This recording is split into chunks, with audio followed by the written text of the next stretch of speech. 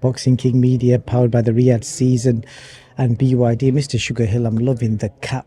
We gotta whisper because Tyson's doing some very important interviews, so it's quiet time. Okay, we'll whisper. I'll turn the volume up afterwards. Back in the UK, I've got to talk about this cap first. What's the inspiration behind it? It's a UK cap. I bought it here. Just bought it about 2 hours ago. I thought it was like a Texas thing. Nope, not at all. Nice easy plug for the brand. Back in the UK, another camp with Tyson Fury. I want to address like the stuff beforehand. You know, when people talk about Tyson needs to do this, Tyson needs to do that. You know, people were talking about you, etc. What was you doing in the background when all that talking was going on? I don't know. When? You didn't give me a specific date or something. When? So obviously after the fight, people talk about After the fight. Yeah, yeah. Okay. So Where was I at? What was I doing?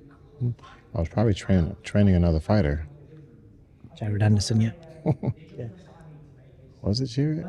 May, June? Yeah, I guess so, yeah. So I've not really spoken to you since the first fight. Obviously, a lot was made about what was going on, the tactics, all that kind of stuff, and then people are always looking for reasons. Tyson himself hasn't come out and made any excuses or any reasons. He's just said that I got it wrong in the ring himself. But obviously, you'll have seen the stuff. Do you read what people say online? I've got all the reasons and all the excuses, and I'll tell you right now, zero. I love that. That's the mentality going into with this second rematch. The mentality of what? Zero reasons? No excuses that we're just going to do the same thing. Listen, what happened. You make a mistake, you get caught. Don't make the same mistake. Where do you think he went wrong for Tyson in that fight? Because he was obviously in the middle rounds, he was dominating. Come here. You got caught. That's what went wrong. Simple as that. You got caught. 9th round. Just holding. Yeah. More, but no. What else am I supposed to say? 9th round, you got caught. Yeah. You got caught. It was a close fight already. You got caught. Usyk wins. What else is there to talk about? Fair play. And have you scored the first fight yourself? If so, have you kind of scored it? I scored it. If Tyson won, fine. If Usyk won, fine. If it was a draw, fine. So yeah, It's called a close fight. If it's a close fight, how can anybody in the world score it for one person or the other? If you just said it was close, very close. If it's very fucking close, how the fuck do you score it for one person or the other? How can you be so adamant about I won or I didn't win, or the other person won or didn't win, if it was that close? It's called close. If it's a close fight, guess what?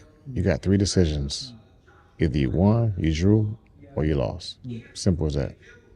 Tyson's told everyone in numerous interviews that he's going for the knockout in this fight. He doesn't have any other plans, and I know you love the knockout talk as well. So I don't even need to ask you your plan because he's told us. Yeah, I think every fight is going for the knockout. So yeah, don't know how much more exciting I can make it sound. I don't know. I thought you might be able to have a few words. With regards to Usyk, you've experienced being around some great fighters. How good is he now that you've been in the opposite corner against him, seen him up close against Tyson Fury? How good is he like in an all-time list? You know what? He's about as good as he was before the fight. He's always been a good fighter. So yeah, I don't do all times. You know, that's when you do all time. That's a lot to think about, and I don't care to think that far because there's different eras, and obviously I'm living in my era now, which wouldn't give me a definite energy on an era before my era. Like it was different times, it was different training methods, it was different everything. So I wouldn't be fair to be commenting on something of that era to say, oh, he's the best ever and what era and all that stuff. It's almost an unfair question that people answer, but I won't answer it because I want to be fair. Okay. Your mentor, Manny Stewart, years ago, God rest his soul, made predictions. Mentor, it's my uncle, it's my father. So yeah. But mentor, they all got the same type of meaning. Father is different. You don't say, oh, my father's my mentor. When have you heard somebody say, my father's my mentor? Say fucking father. So yeah, it's like my father. Okay, I love that. And he made predictions about the next generation of heavyweights. I'm going to ask you today, you must watch the heavyweight game. Name me a couple of guys that you think may be the next guy to unify the heavyweight division in a year or two's time. I ain't the one. I'm not a prophet. I don't think Emmanuel was trying to be a prophet either, but things just happened the way he saw it. And it takes a lot for the way it takes a lot for things to happen just the way he voiced it. You know what I mean? So I ain't trying to be him like that. Like I can only be me. And for me to predict something, I ain't trying to do that. That's a fair comment, Sugar. Did you watch Beterbiev of Bivol? If so, what did you make of the outcome? I thought it was a fair outcome. I mean, that was actually a close fight as well. It was close. I mean, I don't know what to say. When I look at a fight, I don't look at my fighter. I'm looking at the other fighter. So I look at how many points or how many power punches or whatever punches landed against my fighter, as if I'm rooting for that fighter. So when I look at that fight, I have to look at I favored Beterbiev to win. So I'm not looking at Beterbiev. I'm watching Bivol. I'm watching to see what punches are landed, and I'm watching as if as if Bivol was my fighter. So that's just the way I do it. I'm not looking at my fighter for him, because when I do that, I find myself having tunnel vision just for my fighter and the things that he's doing good. So I watch the other fighter as if he's my fighter and see what's landed on him. Fair play. Out of, I just want to ask you as a person, last question. When this camp starts, it's going to start now, I guess it's already started. What do you do to take downtime in the camp when, where everyone's resting? What does Sugar Hill do? Do you watch Netflix or do anything on the side? When everybody else is resting, it's probably time to go to sleep, so I'm probably asleep too. You must be watching something or doing something. Please. No. If it's downtime for everybody else, listen to what you're asking me. It's downtime for everybody else. It's probably sleep time. I'm going to be asleep too. Fair play. Because I listen to what he's asking me and I answer correctly. I ain't got to answer to what he didn't ask me. He got to ask me the right questions and I'll answer him. He's got to do a better job. Do you not watch Netflix? Do you watch anything on Netflix? I do watch Netflix. What are you watching at the minute? At the minute, nothing. Right this second, but in camp. So what you really want to ask me is, what have you watched in Netflix since you've been with Tyson? The proper question would be, what have you watched? So one of the series I watched was Gangs of London, and I happened to be in London.